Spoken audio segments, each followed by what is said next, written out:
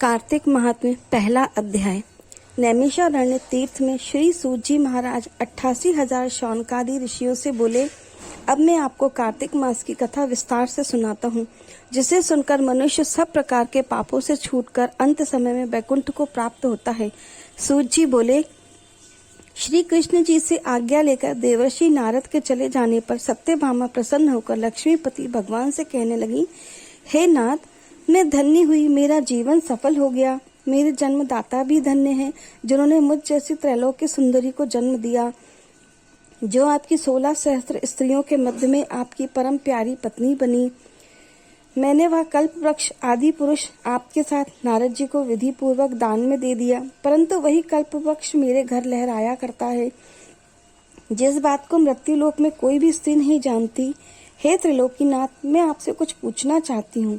आप मुझे विस्तार पूर्वक कार्तिक महात्म्य की कथा सुनाओ, जिसे सुनकर मेरा हित हो तथा जिसके करने से कल्प पर्यंत भी आप मुझसे विमुख न हो।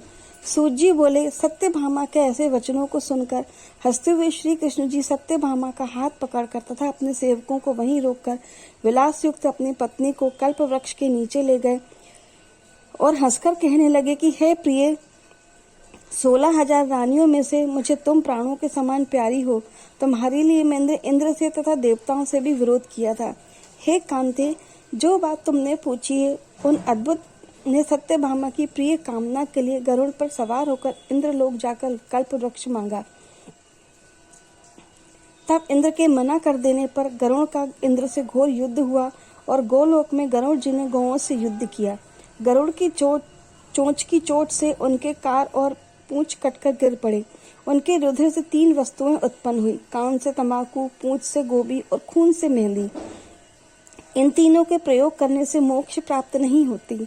तब गौओं ने भी क्रोध में भरकर गरुड़ को मारा, जिससे उनके 3 पंख टूटकर गिर पड़े। इनके पहले पंख से नीलकंठ, दूसरे से मोर, तीसरे से चकवा चकवी उत्पन्न हुए। हे प्रिय, इनके दर्शन मात्र से ही शुभ फल की प्राप्ति होती है।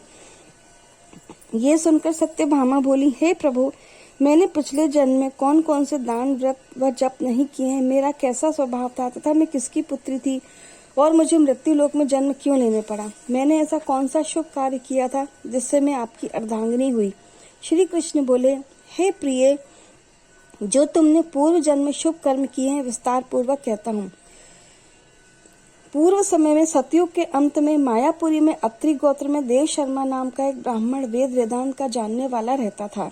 वह रोज अतिथियों की सेवा करता, हवन और सूर्य भगवान की पूजा किया करता था। उसका तेज सूर्य के समान तेजस्वी था। उसके वृद्धावस्था में गुणवती नाम की कन्या हुई। उसका विवाह उस पुत्रहीन ब्राह्मण ने चंद्र नाम के अपने शिष्य के साथ कर दिया। चंद्र को अपने पुत्र के समान मानता था। एक दिन वे दोनों कुश और समिधा लेने के लिए वन में गए। हिमालय की तलहटी में भ्रमण करते हुए उन्होंने एक राक्षस को आता हुआ देखा। उस राक्षस से भय के मारे उनके सब अंग शिथिल हो गए और भागने की समर्थ भी नहीं रही।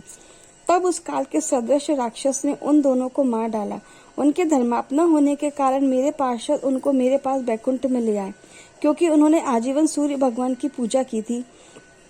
उस कर्म से मैं दोनों पर अति प्रसन्न हुआ। शिव, सूर्य, गणेश जी, देवी, इन सब देवताओं की पूजा करने वाले सब स्वर्ग को प्राप्त होते हैं। मैं एक होता हुआ भी काल और कर्मों के भेद से 5 प्रकार का होता हूँ। जैसे एक देवदत्त, पिता, भ्राता आदि नामों से बोला जाता है। जब वह दोनों विमान पर चढ़े हुए सूर्य के समान तेजस्वी, रूपवान, चंदन और माला धारण किए हुए मेरे भवन में आए तो दिव्य भोग भोगने लगे। जय श्री राधे कृष्ण।